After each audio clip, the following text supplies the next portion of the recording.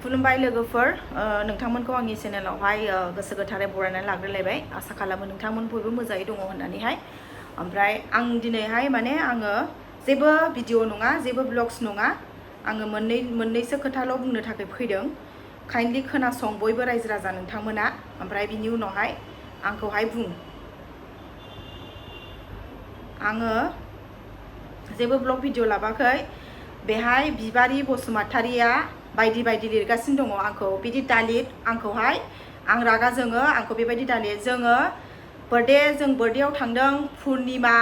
आं बिब' बिनानाव गासिबो दंजोबो बे भिडिअआवहाय लाजिनो रोंलादां बिसोरो मा जादों लाजिनो रोङा जे होनदों मा खालामदों आं बिदि आंखौ बिदि दालित हर मिथिबाय आं रागा जोङो ओमफ्राय सेकेन्डआव जाबाय बेनो बिबारि बसुमतारिया बिबोनां मा होनदों बिबोनांफोरखौ लाबावदो नों जाम्बा अफ्रि मा होननाय जादों इयो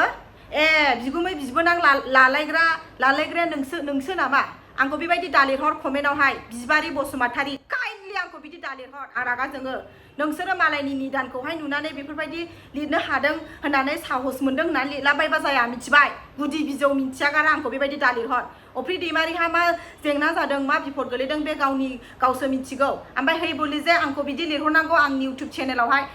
आंखौ दालित हर आरो जुदि लिरनोबा बुंनोबा फेस टु फेस फै आंजों रायलायफै आंखौ बेबायदि दालित आं बेबायदि लिरबा रागा जोङो बिगुमै लाग्रा नङा जों बायदि मानसिखौ बेबायदि दालितलाबाय नोंसोरबो फाल्थुयो ओंखायनो मालायखौ बेबायदि लिरनो हादों बुंनो हादों ननसेन्स